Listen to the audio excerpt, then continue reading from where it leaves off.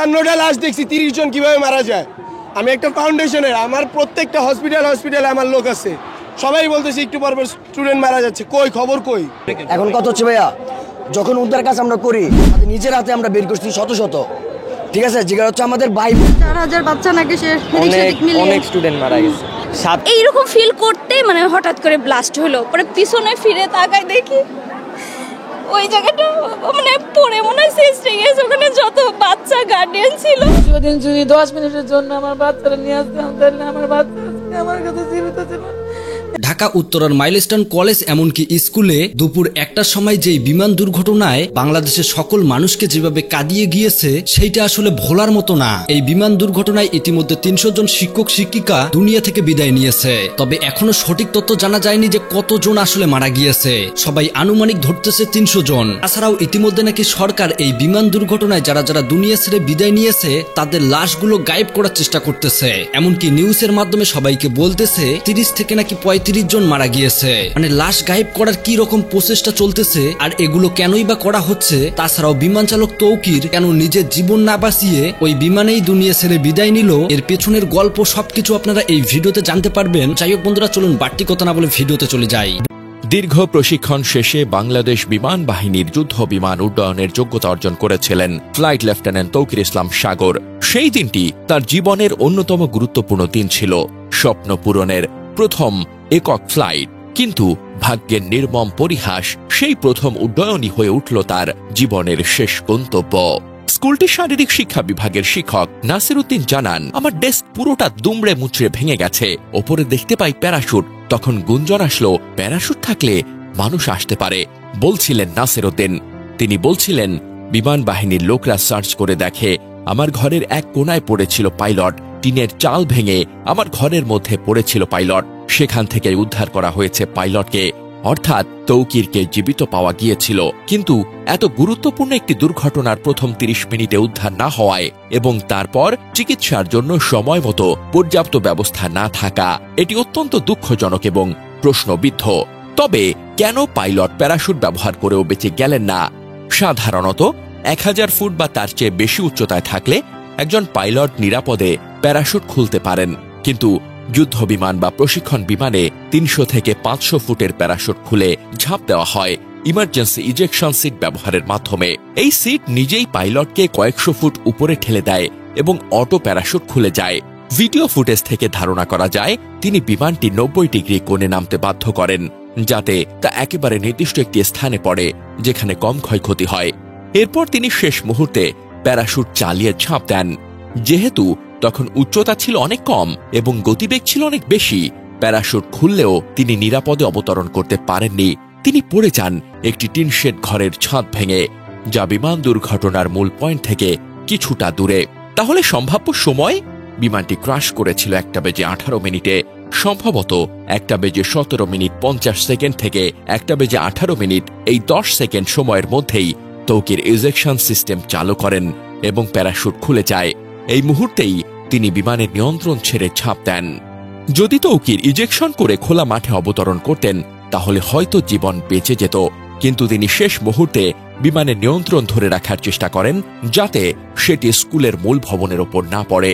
এটাই প্রমাণ করে তিনি শুধুমাত্র নিজের প্রাণ নয়, নিচে থাকা শত শিশুর প্রাণ নিয়েই ভাবছিলেন। তবে যুদ্ধ বিমানের মতো ঝুঁকিপূর্ণ উড্ডয়নে পাইলটের জীবন বাঁচাতে তাৎক্ষণিক উদ্ধার ও চিকিৎসা ব্যবস্থা থাকা উচিত ছিল, যা এখানে ছিল না বা ছিল অত্যন্ত বিলম্বিত। এই সিস্টেমিক ল্যাপস শেষ পর্যন্ত কেড়ে নিল এক জাতীয় সম্পদকে, জাতি হারালো এক উজ্জ্বল ভবিষ্যৎকে। তৌকির ইসলাম সাগর ছিলেন মেধাবী, সাহসী ও নিবেদিত প্রাণ পাইলট। প্রশিক্ষকদের মতে তিনি ছিলেন এক্সাম্পলারি, উদাহরণস্বরূপ এক অফিসার। তার মৃত্যুতে শুধু বাংলাদেশ বিমান বাহিনী নয়, সারা দেশ হারালো এক সম্ভাবনাময় উড়ন্ত তারকা। 57টা লাশ দেখছি, 30 জন কিভাবে মারা যায়। আমি একটা ফাউন্ডেশনের, আমার প্রত্যেকটা হসপিটালে আমার লোক আছে, সবাই বলতেছে একটু পর স্টুডেন্ট মারা যাচ্ছে, কই খবর কই? এখন কত হচ্ছে ভাইয়া, যখন উদ্ধার কাজ আমরা করি আমাদের নিজের হাতে আমরা বের করছি শত শত, ঠিক আছে, যেটা হচ্ছে আমাদের ভাই বোনই, আমাদের আত্মীয় স্বজন। এখানে আমরা এখনো শতাধিক লাশ খুঁজে পাচ্ছি না। আমাদের যখন বলছে ঢাকা মেডিকেল যাওয়ার জন্য লাশের জন্য, সেখানে একটা লাশের ইনফরমেশন ওরা আমরা দিতে পারছে, সেটা হচ্ছে জুনাদের লাশ দিতে পারছে। জোনাদের লাশ ব্যক্তিগত ছাড়া এমন কোনো লাশ আমাদের তারা দিতে পারে নাই। এবং যমুনা টিভি যে নিউজগুলো দিচ্ছে সম্পূর্ণ ভুয়া নিউজ দিচ্ছে। আমাদের এলাকায় মারা গেছে 10 জন ছেলে এই পিসের সাইডেই, তাহলে আরো বাকিগুলো আছে, ওইগুলো লাশ কোথায়? এই যে একজন, ওরা স্পট ডেট আমাদের এলাকার এই যে 5 জন আপনাদের দেখাইলাম, এবং ওরে কালকে থেকে আমরা খুঁজে পাচ্ছি না এখন পর্যন্ত। তাহলে ইনস্ট্যান্ট যেটা আপনাদের 6 জন দেখাইতে পারছে, তাহলে বুঝে নেন কত শতাধিক ছেলে বাচ্চা মাসুম শিশু বাচ্চা মারা গেছে। তারা সম্পূর্ণ আমাদের ভুল ইনফরমেশন দিচ্ছে।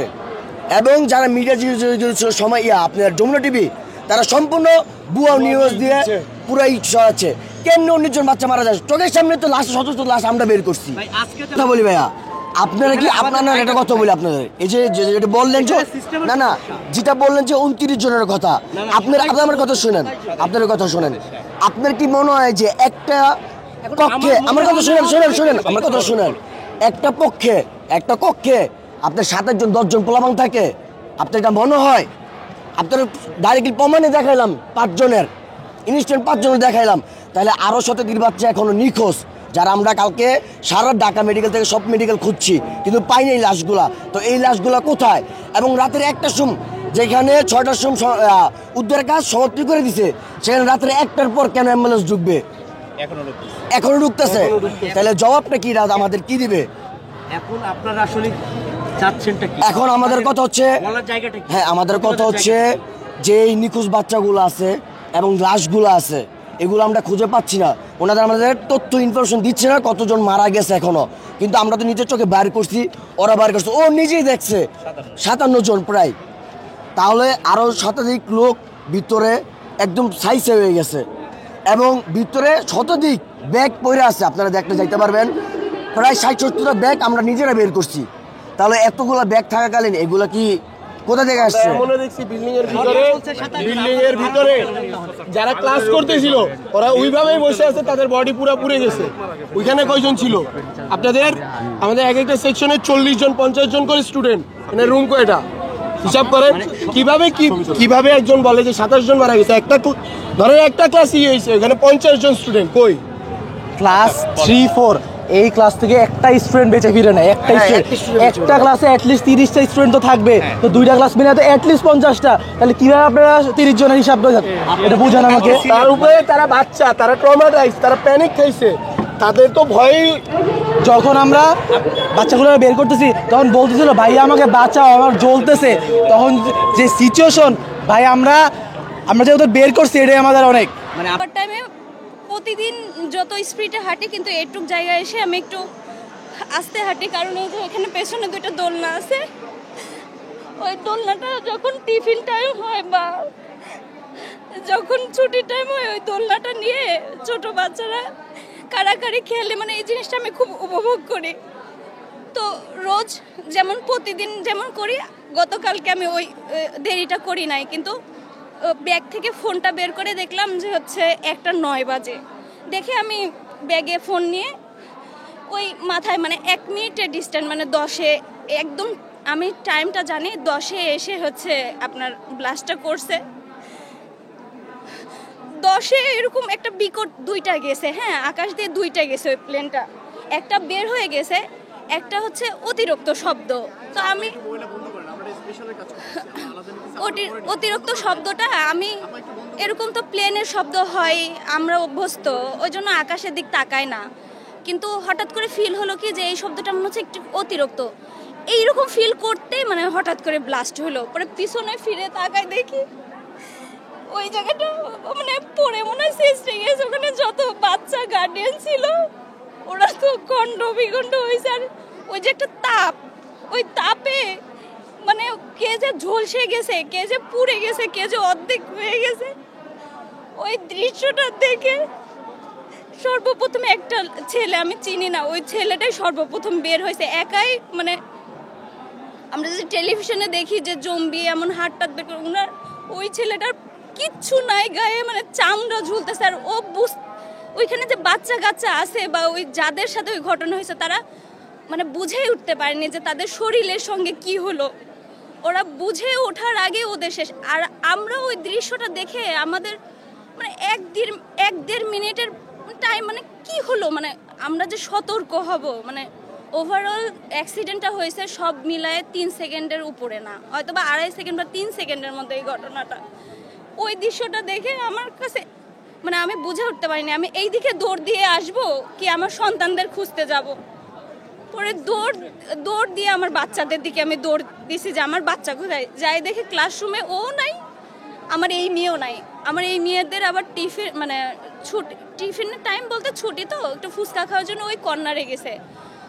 পরে আমি ওদের ক্লাসরুমে যেয়ে দেখি নাই, আমার তো পা স্বাভাবিক, আমার হাত পা কাজ করবে না। আমি দৌড়াদৌড়ি করতে লেগে দেখি যারা ক্ষত হয়েছে বা যাদের মানে খুব খুব ক্ষত হয় নাই, মানে এইদিকে পুড়ছে বা পোশাক নাই বা চুল পুড়ে গেছে, তাদের সাথে আমার মানে ধাক্কাধাক্কি করে আমার বাচ্চাকে খুঁজতেছে। প্রায় 5-7 মিনিট খোঁজার পর আমি যখন ওই মাঠে মানে একদম নিরাশ হওয়ার পর্যায়ে, তখন দেখি এরা 2 জন পেছন থেকে আসছে। এরপরে এসে ওদের এক জায়গায় রেখে আমার যে পরিচিত আছে বা রিলেটিভ আছে তাদের ফোন দিয়ে তাদের বাচ্চা কোথায়, তাদের বাচ্চাদের নিজের কাছে নিলাম, নিয়ে তাদের বাবা মার কাছে বুঝাই দেওয়ার পরে এইদিকে আসতে আসতে এর মধ্যে আপনার ফায়ার সার্ভিসের লোকেরা 3 মিনিটের মধ্যে এসে গেছে। ওনারা সত্যি কথাই বলতে আপনার 10 মিনিটে ঘটনা হওয়াতে ওনারা খবর পাওয়ার মনে হয় সর্বোচ্চ 5 মিনিট বা 4 মিনিট এরকম টাইমের মধ্যে ওনারা অবশ্যই এসে গেছে, এর আগে এসে গেছে।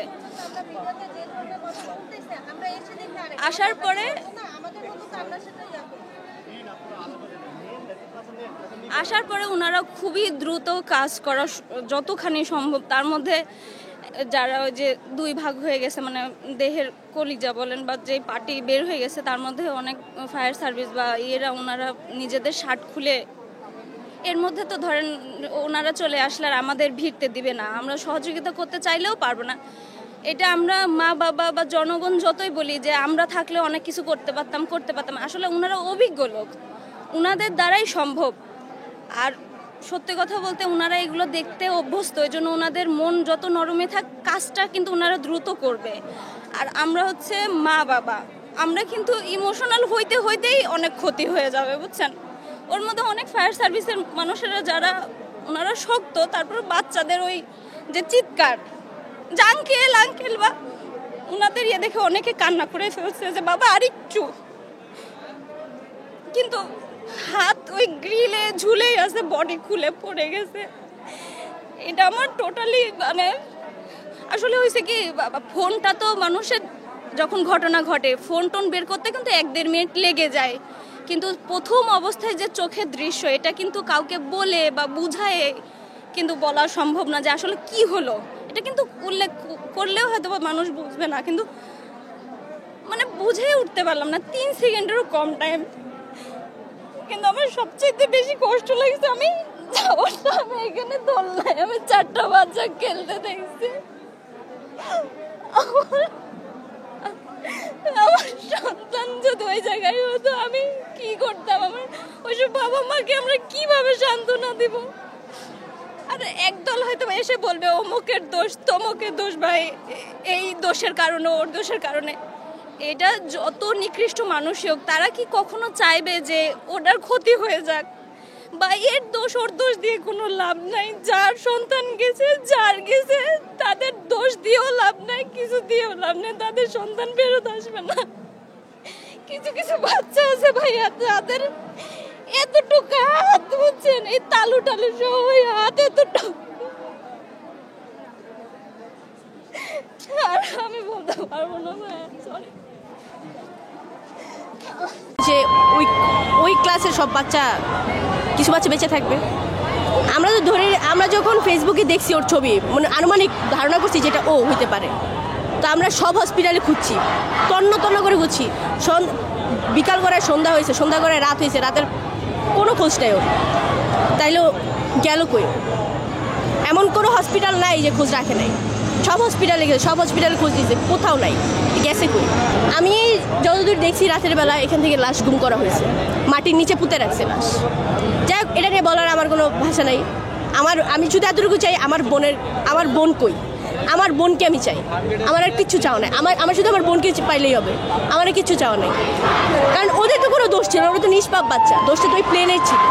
তাদের কি উচিত ছিল না যে ওটা চেক আপ করে তারপর বের করা? আর এটা জনবহুল এলাকায় এটা বের করার মানে কি? আমরা কালকে থেকে পাগলের মতো ওরা খুঁজতেছি, পাইতেছি না, এর মানে কি দাঁড়ায়? আল্লাহ জানে লাশ কি করছে। কালকে যখন ঘটনা ঘটছে ওখানে আমি বাসায় ছিলাম, ওর ভাই যখন ওরা খুঁজে গেছে বাসায় পায় নাই, ওইখানে পায় নাই। ওখানে পরে আমি ডাইরেক্ট বোরকা পরে আমি ডাইরেক্ট এখানে আসি, আইসা দেখি এখানে হুলছিল, আমি তাও ঢুকতে যায় না কাউকে। তাও আমি যে কোনোভাবে হোক আমি বলছি আমার বোন ভিতরে, আমি ঢুকবো। তারপর অনেক কষ্ট করে আমি ঢুকতে পারছি, ঢুকার পরে ওইখানে ভিতরে যাইতে যায় না কাউকে। তারপরে আমি আমার এক ছোটো ভাইরিতে খবর লাগাইছি, খবর লাগাই ও বলছে যে ভিতরে স্টুডেন্ট এখনও আছে, কেউ মৃত কেউ জীবিত।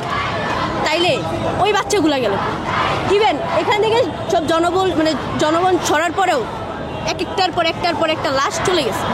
আমাদেরকে যে বলছে এখানে কোনো লাশ নাই, কেউ নাই, তাহলে লাশগুলো গেল কোথেকে? সবগুলো হাসপাতালে খোঁজ নিয়েছিলেন? সব হাসপাতালে খোঁজ নেওয়া হয়েছে, আমি আমার বোনের পাইনি। আমরা টিচারদেরকে তো আমরা যে ফোন দিয়েছি, কারণ ওনারাও এখন ভয় আছে। কারণ আমার 7 জন টিচার হসপিটালে অ্যাডমিট, তার থেকে 2 জন টিচার আমার মারা গেছে। তাদের অবস্থাও আমার বুঝতে হবে। ওর বাবা মা পাগলের মতো খুঁজতেছে ওকে, আমার চাচা পাগলের মতো খুঁজতেছে, সবাই খুঁজতেছে, কিন্তু কোনো খোঁজ পাচ্ছে না, কোনো লাভ হচ্ছে না। সম্ভাবনা আমাদের আশা আছে আমি এখনো পাবো, আমার আশা আছে আমি এখনো পাবো। মিসিংয়ের বিষয় আমার ফ্রেন্ড ওখানে ছিল, ও লাশ নিচে গেছে, ও নিজে বলছে আমি নিজে দাঁড়ায় থেকে 30টা লাশ আমি বের করছি। তাহলে সেখানে লাশ কিভাবে 50টা হয়? লাশ কিভাবে 50টা হয় জানা? এই খবরটা যখন আমাদের যে সেনাবাহিনী ওরা জানতে পারছে, আমার টিচারের গায়ে হাত তুলছে, আমার ফ্রেন্ডের গায়ে হাত তুলছে। কেন তুলছে? তার মানে কি তারা সত্যকে ভয় পায়? অবশ্যই তারা এখানে কোনো গাফলতি আছে, এখানে কোনো অবশ্যই ঘাপলা আছে, তার জন্য তারা টিচারের গায়ে হাত তুলতে পারছে। ফুটেজটা এখন সব জায়গায় আছে, টিচারের গায়ে হাত তুলছে, আমার স্টুডেন্টের গায়ে হাত তুলছে, কেন তুলছে? তাদের কি দোষ? সত্য বলছে তাই? সেনাবাহিনীর লোক জনসম্মুখে মাঠে টিচারের গায়ে হাত দেওয়া হয়েছে, 7 নম্বর ভবনে গিয়ে টিচারদের পিটানো হয়েছে। কেন? তারা মুখই খুলে না, তারা ওই দেখেন ভয়ে ওখানে বসে আছে। আমার বোন আমার জ্বরে, তার তো বোন না। বন্ধুরা, এতক্ষণ থেকে পুরো ভিডিওটি ধৈর্য সহকারে দেখার জন্য আপনাদেরকে অসংখ্য ধন্যবাদ। পুরো ভিডিওতে দেখতেই পেলেন ঢাকা উত্তরার স্কুল অ্যান্ড মাইলস্টোন কলেজের পাইলট বিমান চালক তৌকির ইসলাম সাগর যেই বিমান ঘটনায় রীতিমতো 300 থেকে 400 জনকে দুনিয়া থেকে বিদায় করে দিয়েছে, এর পেছনের গল্পটা আসলেই রহস্যজনক। সবাই বলতেছে নাকি তিনি খোলা আকাশের নিচে ট্রেনিং করতেছে, তাও আবার এত ঘনবসতি একটা এলাকায়। যারা ছেলে মেয়ে হারিয়েছে তারাই বুঝতেছে যে সন্তান হারানোর কতটা ব্যথা। অনেক বাবা মাই তার নিজের ছেলের মুখটা পর্যন্ত দেখতে পারেনি, আগুনের মধ্যেই মিশে গিয়েছে সবাই। মানে বিষয়টা ভাবতে পারছেন কতটা মর্মান্তিক একটা বিষয়। তো যাই হোক বন্ধুরা, আমি বেশি কিছু বললাম না, পুরো ভিডিও দেখে আপনাদের মূল্যবান মতামত আপনারা জানাবেন, পারলে ভিডিওটি শেয়ার করে দেবেন। আল্লাহ হাফেজ।